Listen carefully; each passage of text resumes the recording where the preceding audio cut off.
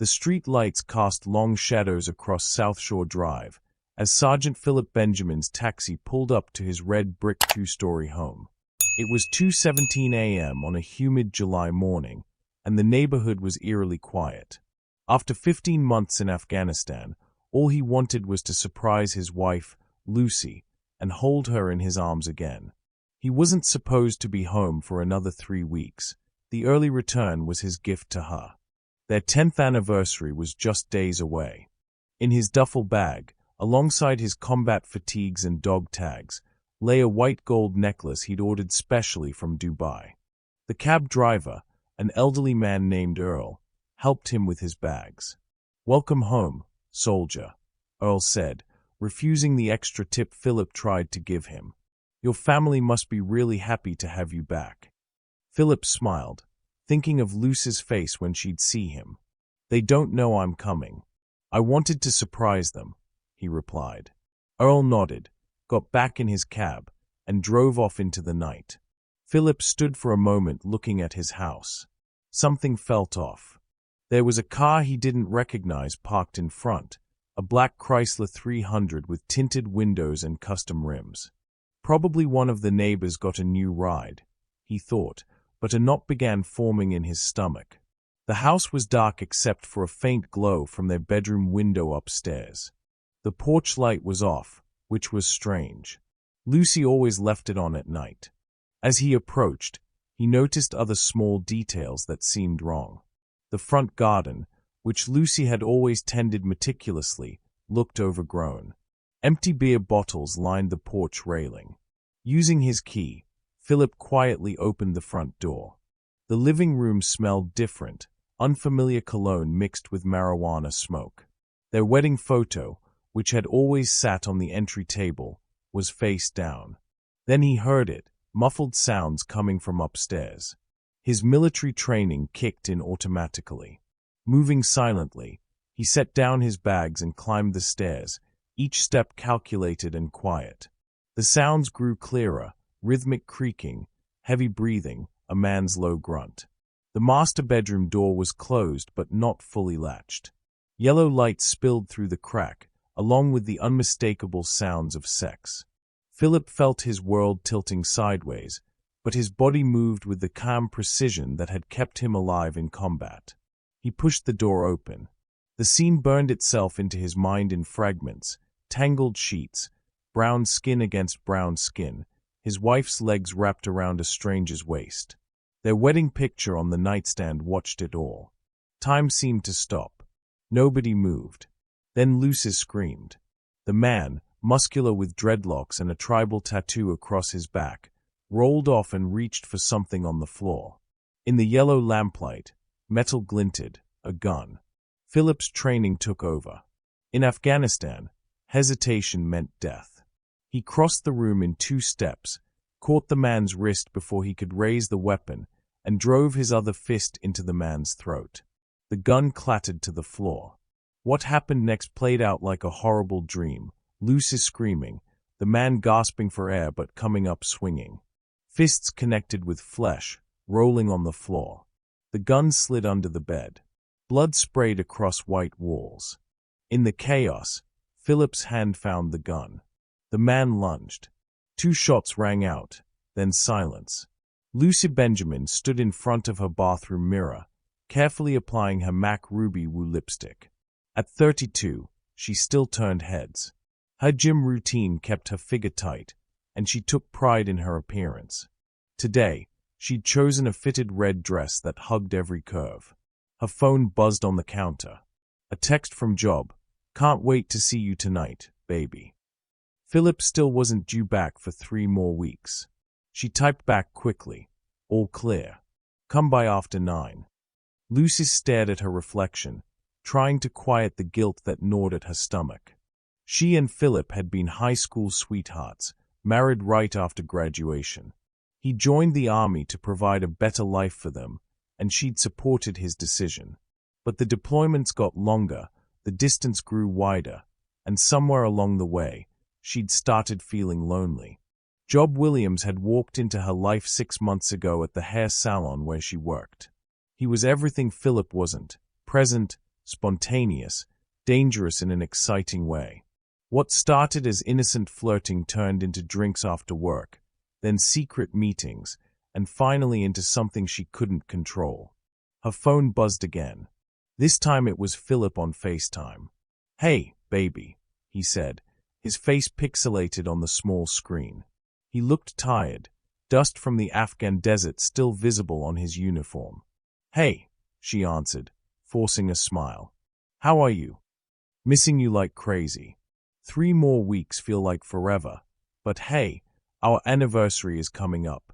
I got something special planned. Can't wait." She lied, her stomach churning. They talked for a few minutes about nothing important. She told him about work at the salon, carefully avoiding any mention of job, who'd become a regular customer just to see her. "I love you," Philip said before hanging up. "Stay safe." "Love you too," she replied, the words tasting bitter in her mouth. At the salon that day, her co-worker Shanice noticed her distraction. "Girl, you're playing with fire," Shanice warned while mixing hair dye. "Job might be fine as hell, but he's got a record, and Philip, that man loves you for real." I know, Lucy sighed, arranging supplies. "It just happened, and now I can't stop." "Can't stop? You're gonna get somebody killed," Shanice muttered. "Mark my words." By evening, Lucy had pushed away all thoughts of consequences. She'd ordered Philip's favorite takeout from Harold's Chicken, letting the delivery driver think it was for her husband. She changed the sheets, lit scented candles, and poured 2 glasses of wine. At 9:15 p.m., Job's black Chrysler 300 pulled up. He entered using the key she'd given him last month, looking like Sin in dark jeans and a fitted black shirt that showed off his muscled arms. "Damn, baby," he said, pulling her close. "You trying to kill me in that dress?" They barely made it upstairs before clothes started coming off.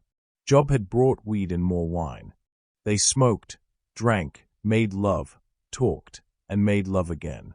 Hours passed in a haze of pleasure and chemical courage. "Are you ever going to leave him?" Job asked around midnight, tracing patterns on her bare skin.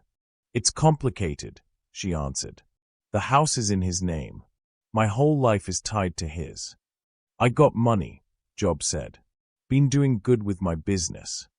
They both knew his business wasn't entirely legal. "Just give me time," she said, kissing him to stop further questions. Neither of them heard the taxi pull up outside. Neither noticed the front door quietly opening. They were lost in each other, music playing low on the Bluetooth speaker, when the bedroom door swung open, and their world exploded. Blood pooled on the hardwood floor, seeping into the cracks between the boards. 2 bodies lay motionless, Job, face down, 2 bullet holes in his chest, Lucis slumped against the wall, caught by a stray round that had passed through Job and into her left shoulder. Philip stood in the center of the room, the gun still warm in his hand. His military training had taken over during the fight, but now the soldier was fading, leaving just a man staring at the ruins of his life. He checked Job first. No pulse, then moved to Lucy, who was conscious but going into shock. "Philip," she whispered, blood staining her red dress darker. "I'm sorry. I'm so sorry." His combat medic training kicked in. He grabbed towels from the bathroom, applied pressure to her wound. "Don't talk. Help is coming." But he hadn't called anyone yet. His phone was still in his duffel bag downstairs. The neighbors must have heard the shots. Someone would call 911, or maybe not. In this part of Chicago, people learned to mind their business when they heard gunfire. As if reading his thoughts, police sirens wailed in the distance, growing closer. "I didn't mean to," Lucid tried to speak again. "Shut up," Philip said quietly. "Just shut up." The sirens stopped outside. Car doors slammed. Flashlight beams swept across the windows. "Chicago police, open up." Philip set the gun down carefully and walked downstairs, hands raised. He opened the front door to find 4 officers with weapons drawn. "Don't move. Hands where we can see them." "I'm Staff Sergeant Philip Benjamin," he said calmly. I'm the homeowner. There are 2 people injured upstairs. 1 DOA. My wife needs medical attention. They cuffed him anyway. Standard procedure. As they led him to a squad car, neighbors emerged from their homes, filming with phones. Mrs. Jenkins from next door stood on her porch in a nightgown, shaking her head sadly. That poor boy, she muttered, fought for his country just to come home to this mess. The next hours passed in a blur. The detective interviewing Philip at the station was a middle-aged black man named Williams. No relation to Job, he assured him. Walk me through it again, Detective Williams said, recording device on the table between them. Philip told it straight: the early return, the strange car, the sounds upstairs, the gun under the bed, self-defense.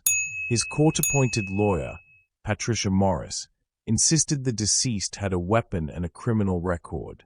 My client is a decorated combat veteran who found armed intruders in his home. One intruder, Detective Williams corrected. The other victim was his wife, who was participating in a home invasion by letting her lover in. Morris argued the shooting was justified. At Chicago Med, Lucy underwent surgery to remove the bullet. Her parents arrived, her mother crying, her father stone-faced. They'd never approved of Philip. They thought their daughter could do better than a soldier. Now they sat in the waiting room, avoiding the news crews gathering outside. By morning, the story was everywhere. Soldier catches wife with lover. Deadly shooting on South Side. Afghanistan vet runs down wife's paramour in marriage bed. Tragic homecoming. War hero finds betrayal in blood. Social media exploded with opinions. He served his country while she served everybody else. Team Philip. 2 people shot over cheating. He needs to be put in jail. But none of it reached Philip in his holding cell. He sat motionless, staring at the wall, seeing only the bedroom scene playing over and over in his mind, wondering when exactly his life had derailed. Was it during his last deployment? Had the signs been there all along? That's our window. After that, we'll be set for life. Financial records showed Lucy had already spent some of Philip's combat pay on gifts, including the custom rims on his Chrysler. She'd also taken out additional credit cards in his name while he was deployed. Detective Williams testified about the sophisticated nature of the plot. They had multiple plans in place. Plan A was to arrange an accident during deployment. Plan B involved hired contractors in Afghanistan. They even researched ways to make it look like Taliban activity. During cross-examination, Lucy's public defender tried to paint her as a victim of Job's manipulation, but the recorded conversations told a different story. In one video, Lucy was clearly the one pushing for action. We need to stop talking and make this happen. I'm tired of playing wife every time he FaceTimes. Tired of listening to him talk about our future when I want a future with you. The testimony that hit hardest came from Chinas, Lucy's former friend from the salon. She had changed completely, taking long lunches with Job and returning with expensive gifts. One time, she laughed about Philip sending her extra money for their anniversary, saying he was basically funding their dates. The break in proceedings came when Gloria Benjamin spoke quietly to her son. Baby, I know this hurts, but God got you through war for a reason. He brought you home early for a reason. Philip just nodded, his face impassive. The only time he showed emotion was during the playback of the surveillance footage from his house, cameras he'd installed himself for Lucy's protection while he was away. The irony wasn't lost on anyone. The footage showed Lucy and Job entering the house multiple times over months, often staying overnight. More damaging were their conversations on the back porch, smoking weed and casually discussing murder. Lucy, it's too risky here. It has to be overseas. Job, my guy says Afghanistan's perfect. Things go wrong there all the time. Lucy, just make sure it's after the policy kicks in and make it clean. He deserves that much, at least. In the courtroom, Lucy broke down during this playback, sobbing loudly until the judge ordered a recess. Her parents, sitting far from Philip's family, left the courtroom in tears. The preliminary hearing concluded with Lucy being held without bail. The judge cited the severity of the charges and called the evidence disturbing and substantial. Meanwhile, Philip's case moved toward resolution. Given the circumstances, prosecutors offered a plea deal: plead guilty to involuntary manslaughter, receive a sentence of probation with no additional jail time. His attorney advised accepting the deal, but Philip seemed hesitant. "If I take it, I'm admitting I did something wrong. Did I? A man comes into my house with a gun, plotting to kill me, and I'm supposed to apologize." The plea hearing for Philip Benjamin took place on a rainy Tuesday morning. The courtroom was packed: veterans in uniform, church members, family, media. Even some of Luce's former salon clients came to support him. Judge Miranda Chen addressed Philip directly. "Sergeant Benjamin, before accepting your plea, I want to ensure you understand its terms. While the court recognizes the extraordinary circumstances of this case, taking a life remains a serious matter." Philip stood straight, military bearing evident. "Yes, Your Honor, I understand." The plea agreement was read into the record: involuntary manslaughter, 5 years probation, mandatory counseling, no contact with Lucy Benjamin or Job Williams' family. Before accepting the plea, Judge Chen made an unusual statement.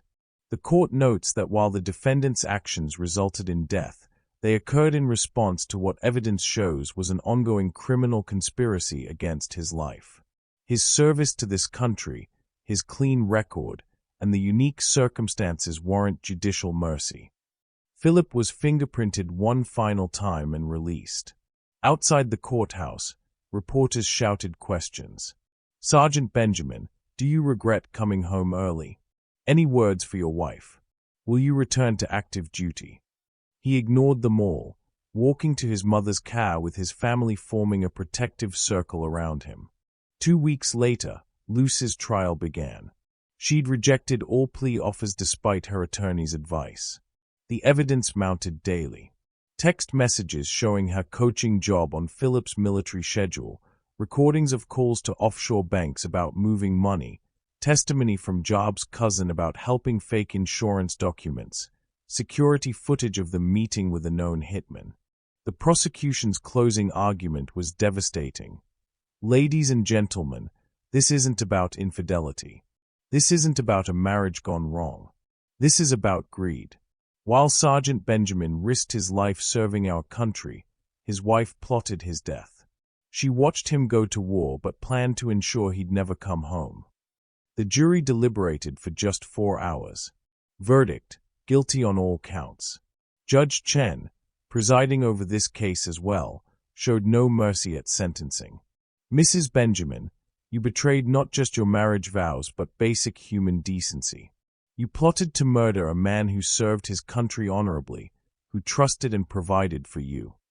The court sentenced her to 25 years in the Illinois Department of Corrections. Luce's sobs echoed through the courtroom as she was led away. Her parents left without speaking to anyone. The aftermath rippled through Chicago's South Side. Sharp Cut Salon closed temporarily, then reopened under new management. Shanice started her own shop, naming it Loyalty First. Job's car wash empire was sold off to pay legal settlements. His children from a previous relationship received most of the proceeds. Philip resigned from the Army, accepting a medical discharge with full benefits. He started counseling at the VA and eventually began speaking to veterans groups about trauma and betrayal. The house where it happened sold quickly, below market value. The new owners gutted the master bedroom, replacing the blood-stained floors. 1 year later, Philip sat in his new apartment, looking at divorce papers. His hand hesitated over the signature line as memories flooded back. High school prom, their wedding day, all the homecomings and farewells. His phone buzzed, a text from his VA counselor. "Group meets at 7. You coming?" He signed the papers. Outside, Chicago continued its endless cycle of renewal.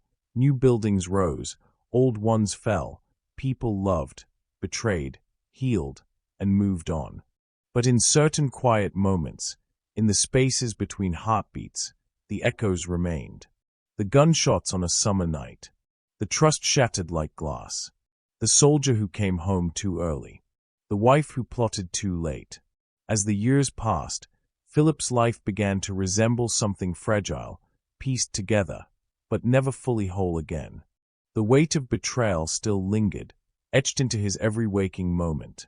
Each victory in his recovery felt muted, tarnished by the memory of the woman he had loved, the woman who had betrayed him in the most unimaginable way.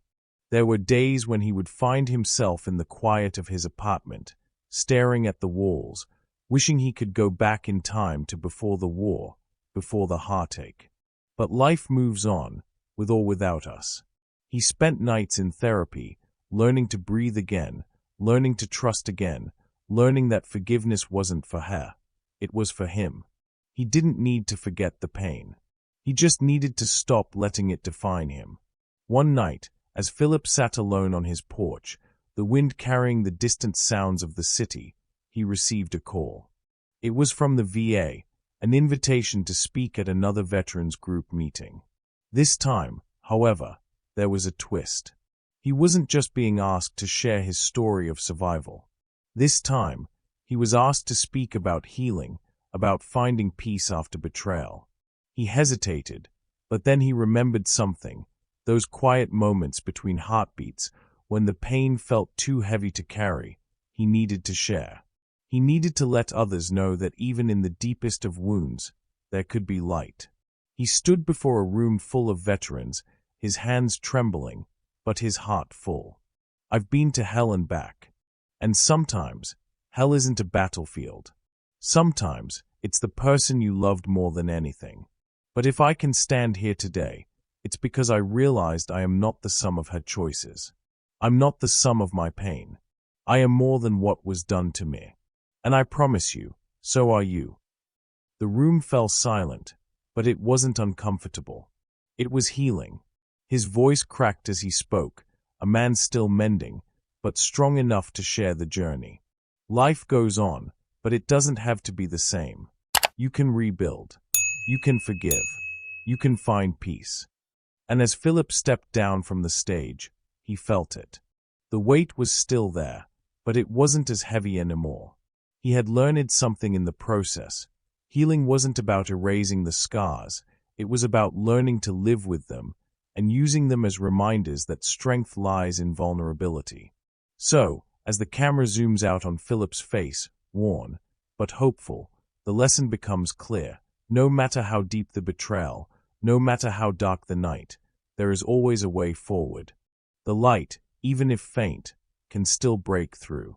If you've been touched by Philip's story, or if you found a part of yourself in his journey, don't forget to like, share, and subscribe. Because the healing starts with us, and together, we can turn pain into something beautiful. Thank you for watching. May you find peace in the hardest moments.